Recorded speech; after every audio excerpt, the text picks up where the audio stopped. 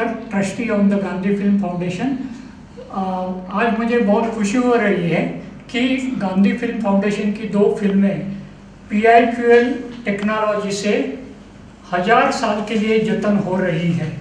ये भारत में पहली दफ़ा हो रहा है कि कोई ऑडियो विजुअल फिल्म का जतन नॉर्वे की PIQL टेक्नोलॉजी से हो रहा है। मैं खुद फिल्म इंडस्ट्री से 40 साल से जुड़ा हुआ हूँ, तंत्रज्ञान क्षेत्र में काम कर रहा हूँ और गए 5 साल से ऑस्कर एकेडमी का मेंबर और ऑस्कर एकेडमी के साइंस एंड टेक्नोलॉजी काउंसिल पे काम कर रहा हूँ, भारत का प्रतिनिधित्व कर रहा हूँ। तो इसकी वजह से मुझे बहुत सी टेक्नोलॉजी के बारे में जानकारी मिली और मुझे लगा कि ये जो टेक्नोलॉजी है PIQL ने जो की है वो अपने जो फिल्में हैं उनको लॉन्ग टर्म प्रिजर्वेशन के लिए बहुत अच्छी रहेगी। इसके सिलसिले में गए साल मैंने गांधी फिल्म फाउंडेशन के जो चेयरमैन हैं नितिन पोद्दार साहब, उनसे बातचीत की और उन्होंने भी इसे सम्मति दे दी और गए साल में 2 अक्टूबर को ही हम लोग ने एक जॉइंट अनाउंसमेंट किया था गांधी फिल्म फाउंडेशन और पिकल नॉर्वे से कि इसका जतन ये नई टेक्नोलॉजी से होगा। गए साल में कोरोना पैंडेमिक की वजह से थोड़ा डिले हो गया और आज मुझे बहुत खुशी हो रही है कि ये जो फिल्म है जो जतन की हुई है वो आज पिकल के जो रिप्रेजेंटेटिव है रमेश बजाज जी, इनके हाथ से chairman Gandhi film foundation Nitin Poddar साहब को दी गई और मुझे इसकी बहुत खुशी है कि मैं जो इतने साल टेक्नोलॉजी क्षेत्र में काम कर रहा हूँ तो एक मौका ऐसा भी आया कि गांधी जी की फिल्मों का जतन करने का मुझे एक सौभाग्य प्राप्त हुआ है, वो प्रोजेक्ट में काम करने का। जी रमेश बजाज जी, तो थोड़ा सा टेक्नोलॉजी के बारे में बताएं, किस तरह से ये टेक्नोलॉजी वर्क करती है और कितना लंबे समय तक मार्केटिंग जी जी मैं बाद में एक टेक्नोलॉजी पिकल जी कंपनी नॉर्वे की है जिन्होंने ये मोनोपोलिस्टिक टेक्नोलॉजी डेवलप की है और इस टेक्नोलॉजी को वर्ल्ड ओवर में एक्सेप्ट किया गया है।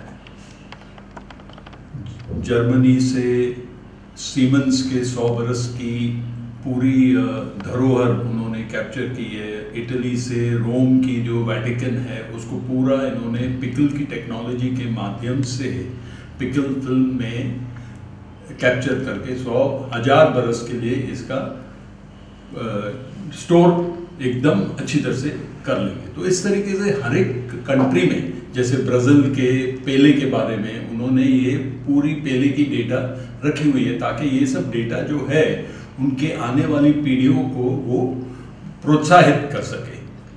तो पिकल की जो टेक्नोलॉजी है ये कोई प्रूवन टेक्नोलॉजी, अगर वो कहते हैं कि 1000 बरस तक हम आपको गारंटी देते हैं कि आपकी डेटा को कुछ नहीं होगा, तो साइंटिफिकली उन्होंने वो स्टडी करके उसके बाद ये स्टेटमेंट जारी किया हुआ है।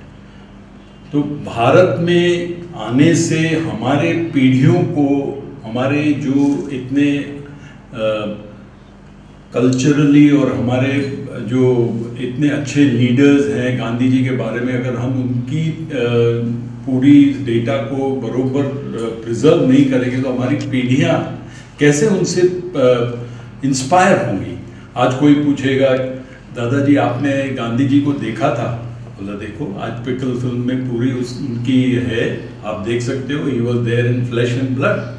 कोई कहते हैं दादाजी के God of cricket Sachin Tendulkar ने भारत में जन्म लिया था, तो उसके बारे में अगर प्रिजर्व किया है तो उसको बताएगा और उसको प्रेरित होगा कि वाह ऐसे हमारे पूरे आइकॉनिक पर्सनालिटीज थे।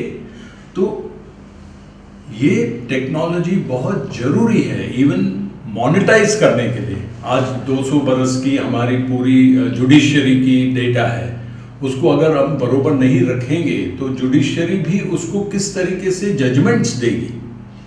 तो ये जो डेटा है सब में लागू होगी, पेपर की डेटा हो, म्यूजिक की डेटा हो, फिल्मों की डेटा हो, किसी भी तरह की डेटा हो। अभी जैसे हमारे मोदी साहब ने बात किया, प्राइम मिनिस्टर मोदी जी ने अपने अजंता एलोरा की एक पेंटिंग के बारे में। तो उस पेंटिंग को हाई रेजोल्यूशन कैमरा से डिजिटाइज करके उसको नॉर्वे में प्रिजर्व कर दिया गया है। अभी हाल ही में हमने अपना ताजमहल के बारे में, भीम बेटा के बारे में, धोलावीरा के बारे में पूरा डेटा कैप्चर करके उसको महीना पहले हमारे एम्बेसडर है, इंडिया के एम्बेसडर नॉर्वे में, उन्होंने जाके नॉर्वे की जो जहाँ पे ये वॉल्ट है उसको बोलते हैं archive, Arctic world archive, Arctic circle के बाजू में एक जगह है स्वालबार्ड, वहाँ पे 100 मीटर डीप अंदर में एक बंद हुई कोल माइन में उसको वॉल्ट कन्वर्ट करके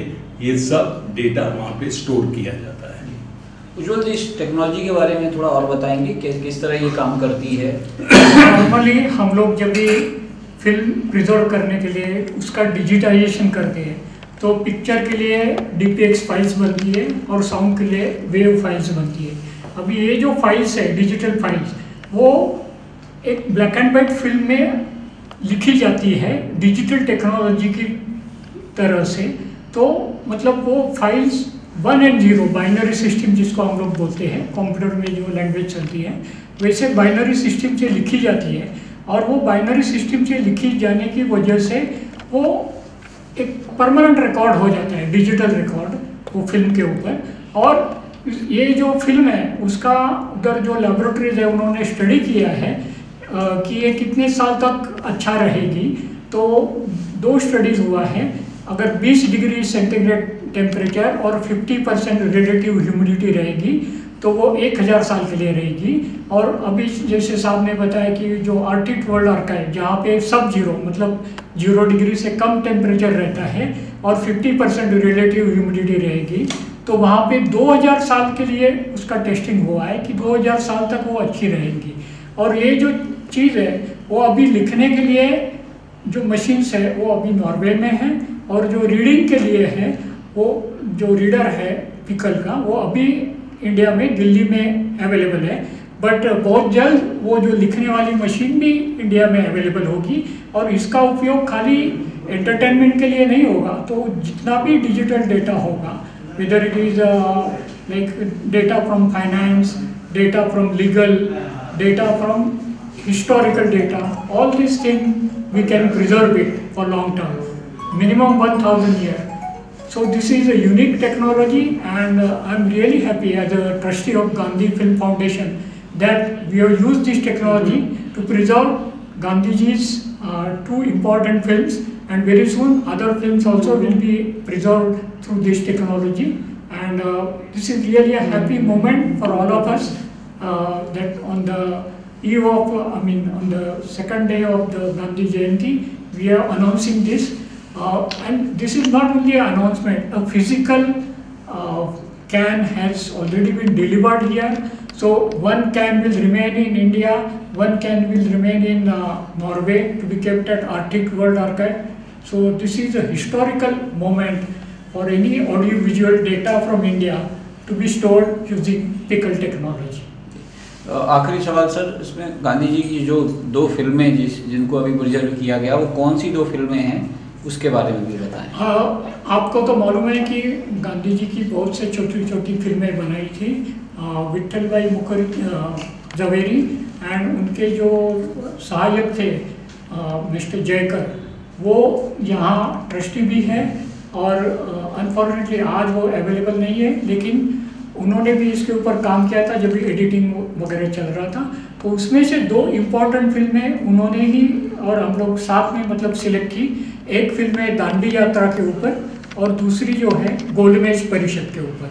तो उसमें काफ़ी कुछ इम्पॉर्टेंट हिस्टोरिकल डेटा है और other personalities other than Gandhi ji also are there. And we are really happy to select this 2 important films as a first project to preserve film on pickle technology. आखिरी सवाल बजाज साहब, ये बताइए, अभी तो गांधी जी की 2 फिल्में आपने प्रिजर्व की है, इसके बाद इंडिया में और कितना आप बाजार देखते हैं PIQL के लिए कि आप लोग कितनी और फिल्मों को या और कंटेंट को आप प्रिजर्व करना चाहते हैं या देख रहे हैं? पिकल ने आज पहले 5 करोड़ मध्य प्रदेश हाई कोर्ट के डॉक्यूमेंट्स को प्रिजर्व किया था। ये पहला एक्सपेरिमेंट था। इसके बाद अजंता एलोरा की जो पेंटिंग थी उसको हाई रेजोल्यूशन कैमरा से डिजिटाइज करके फिर उसको प्रिजर्व किया।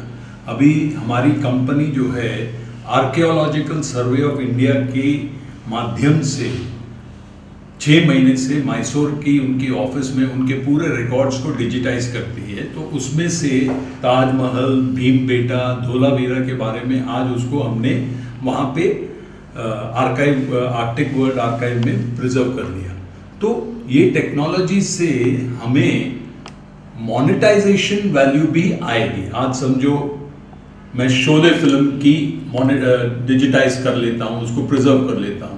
50-500 बरस के बाद में जो रमेश सिप्पी साहब के जो फैमिली के मेंबर्स होंगे तो उनकी जो फिल्म की डेटा है कोई भी चैनल लेगा तो उसको भी 2 पैसे देना पड़ेगा, क्योंकि ये एक वैल्यूएबल चीज हो गई। डेटा को अगर आप प्रिजर्व नहीं करोगे तो उसकी वैल्यू खत्म हो जाएगी। आज बरोबर जुडिशियल जजमेंट भी अगर उसको बरोबर नहीं प्रिजर्व किया गया तो जजमेंट भी आपका बरोबर नहीं होगा। तो records have to be maintained properly. Judicial हो, म्यूजिक टी सीरीज की जैसे इतनी उसकी म्यूजिकल बैंक है, वो अगर उसको नहीं बरोबर प्रिजर्व करोगे तो कैसे चलेगा। आज मैंने 50 बार देखी हुई है मुगले आजम, हर बार मैं देखता हूँ उसमें स्क्रैचेस हैं, डिस्कलरेशन होता है, ये वो। अगर उसको बरोबर प्रिजर्व किया गया होता तो मज़ा भी आता देखने के लिए और चैनल को भी 2 पैसा मिलता कि भाई मुझे भी ये दिखाने में, अपने दर्शकों को दिखाने में 2 पैसा मिलता ही है। लेकिन बस अब यहाँ पे एक सवाल होता है कि 500 साल बाद जब लोग देखेंगे तो उसमें कुछ नहीं जैसा था वैसा दिखेगा, या फिर उसमें कुछ, क्योंकि टेक्नोलॉजी और बढ़ चुकी होगी, टेक्नोलॉजी कुछ और आ गई। आज 20 साल पहले मोबाइल ये टेक्नोलॉजी से नहीं आप इस फिल्म के मीडियम को वायरस डाल सकते हो, नहीं उसको आप छेड़छाड़ कर सकते हो। एक बार उसमें गई ये data, it is based on Kodak film. Kodak film के ऊपर एक स्पेशलाइज्ड कोटिंग है जिससे एक बार इसमें डेटा गई तो वो परमानेंट हो जाती है। तो इसको कोई भी छेड़छाड़ नहीं कर सकता है, वायरस नहीं लग सकता है। और यहाँ इनकी ऊपर स्टडीज की गई है, जैसे सन के सोलर फ्लेयर्स होते हैं तो उसको भी इन्होंने ये फिल्म को एक्सपोज किया, उससे भी डेटा को कुछ नुकसान नहीं हुआ, कोई भी डेटा का लॉस नहीं हुआ। तो हम जब कहते हैं कि 1000 बरस, तो वो एक साइंटिफिकली उसका एक्सपेरिमेंट करने के बाद में ये फिगर दिया गया। उस वक्त टेक्नोलॉजी और अलग होगी, कुछ एकदम चेंज होगी वहाँ पे, पता नहीं क्या होगा वहाँ पे। परफेक्ट सवाल। जो सॉफ्टवेयर से ये डेटा को उस फिल्म में डाला गया वो सॉफ्टवेयर को भी डाला जाता है। तो 500 बरस के बाद में वो सॉफ्टवेयर जो है, कंप्यूटर तो उसको पढ़ पाएगा, तो वो सॉफ्टवेयर को भी प्रिजर्व किया जाता है। तो वो भी बहुत जरूरी है क्योंकि सॉफ्टवेयर तो आगे बढ़ता ही जाएगा। तो इसको आप सॉफ्टवेयर, जिस सॉफ्टवेयर से ये डेटा को उस फिल्म में प्रिजर्व किया गया वो सॉफ्टवेयर भी है इसके अंदर, तो आपका सॉफ्टवेयर भी लॉस नहीं होता है। ओके, यहाँ पे आता है चीज पैसों की, कितने कुछ फीस वगैरह है, कुछ अच्छा डेटा का भाई 500 के इतना फीस होगी, 1000 पे इतनी, अच्छा कुछ है कुछ? आज ऐसा है, देखो हर एक मार्केट का अपना अपना कैपेसिटी होती है उसको कॉस्ट को अब्जॉर्ब करने की। आज आप नवी दवाई डालते हो अमेरिका में, अमेरिका $10 से वो दवाई खरीद सकता है। वही दवाई अगर आप बॉम्बे इंडिया में डालोगे तो हम 100 रुपये से ज़्यादा में नहीं खरीद पाएंगे। तो हर एक मार्केट का उनको सोचना पड़ता है कि ये मार्केट में हमें ये मिलेगा और ये मार्केट में हमें ये मिलेगा।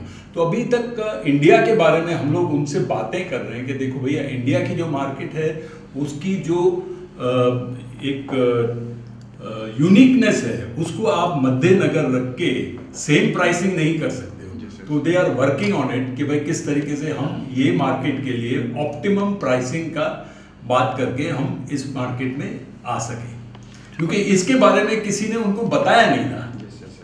तो उज्जवल जी ने और हमने उनसे बात की कि भाई देखो हमारे इंडिया की मार्केट वो अलग मार्केट है, यहाँ पे वॉल्यूम इतना है कि पूछो ही नहीं। तो आप और ये जो फिल्म है ये अभी कॉम्प्लीमेंट्री बेसिस पे हुई है, तो यहाँ पे तो कोई प्राइस टैग नहीं है आज जो because of Gandhi ji, because of Gandhi ji. हाँ।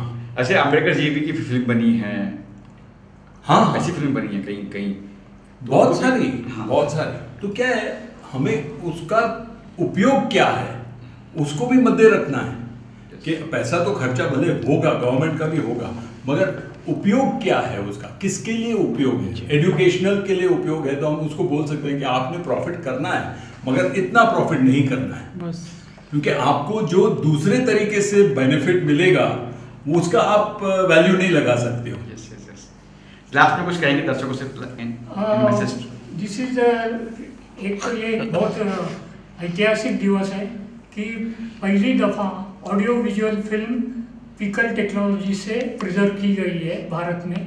तो मुझे लगता है कि इससे एक नई टेक्नोलॉजी का उदय हो रहा है भारत में, और इससे बहुत लोगों को, केवल फिल्म इंडस्ट्री ने, जितने भी लोग डेटा प्रिजर्व करना चाहते हैं, वो इधर इकोनॉमिकल, फाइनेंशियल, लीगल, वो सबको इसका फ़ायदा होगा भविष्य में। Thank you thank you sir.